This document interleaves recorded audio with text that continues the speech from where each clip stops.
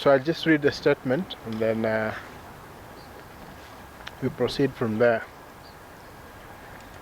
So the Law Society of Kenya has a statutory mandate under Section 4 of the Law Society of Kenya Act to protect and assist the members of the public in matters relating to, ancillary or incidental to the law, as well as uphold the Constitution of Kenya and advance the rule of law and the administration of justice. We have in the recent past witnessed events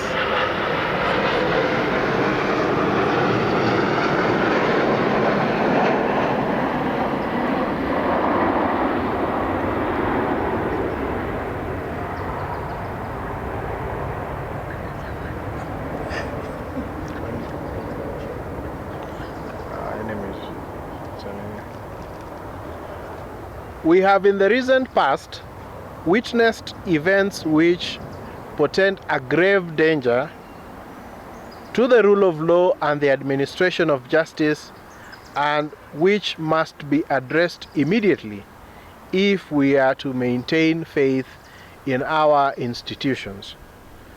The Office of the Director of Public Prosecutions under Article 157 of the Constitution is an independent office and exercises the power to prosecute on behalf of the public. In exercising his powers, the DPP shall have regard to public interest, the interest of the administration of justice, and prevent and avoid abuse of the legal process. We have witnessed a spate of withdrawal of cases facing various suspects, and some of whom have been nominated for appointment as cabinet secretaries.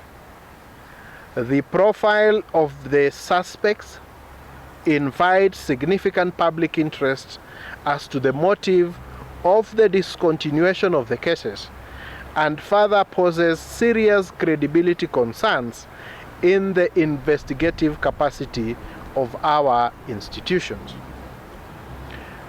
The Law Society of Kenya is alive to the fact that before any prosecution is commenced, the DPP reviews the file under the decision to charge guidelines and only approve the charges if the investigations reveal a probable case against the suspects. This is a sacrosanct duty that the Constitution placed upon the office of the DPP to ensure that the public interest is protected and the criminal process is not used for other motives. We are therefore alarmed by the recent decisions by the DPP, as they point to either two very disturbing scenarios.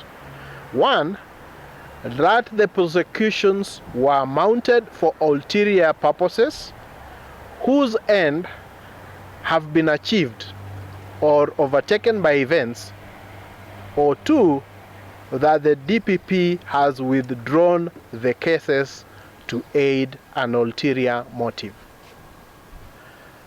The Director of Public Prosecution therefore owes the country an explanation as to the reason informing the discontinuation of cases. If the cases are being withdrawn for lack of evidence to sustain the charges, the DPP must take responsibility and explain how the decision to charge was arrived at in the first instance. We all recall that some of those suspects were arrested in somewhat dramatic situations, with media press releases as to the reasons for their arrest and arraignment in court. However, the discontinuation of charges have been done silently and without any press release from the DPP. The Law Society is also aware of the frosty relationships between the former Director of Criminal Investigations and the DPP, as well as the sustained efforts by the DCI to prosecute cases without the consent of the DPP.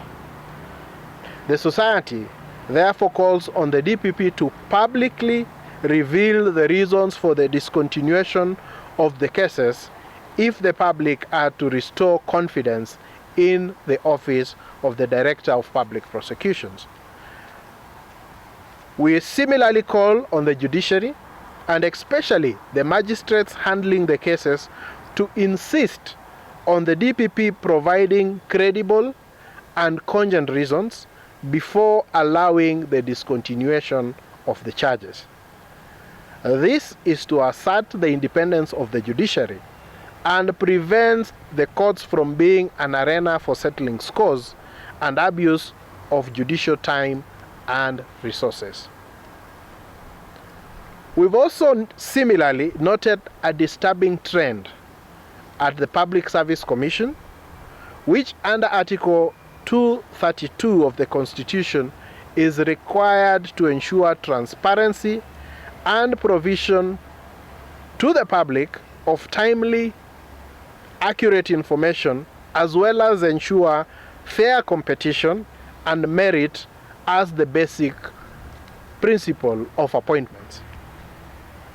The Law Society notes that the Commission recently shortlisted about 477 candidates for the position of permanent secretaries, and without any credible explanation, expanded the list by another 108 candidates in a manner that speaks to taking instructions from other quarters and renders the ongoing interview a sham and a public relations exercise. The Law Society has also noted with concern comments and deliberations made by the Deputy President that evictions shall only be enforced after clearance by the sub-county security committees. This amounts to subjecting court decisions to the whims of the security committees and renders court adjudicative processes ineffective. Ultimately, this will encourage a culture of land grabbing and impunity and is a serious threat to the rule of law. The laws of the country have adequate provisions on how evictions are to be carried out.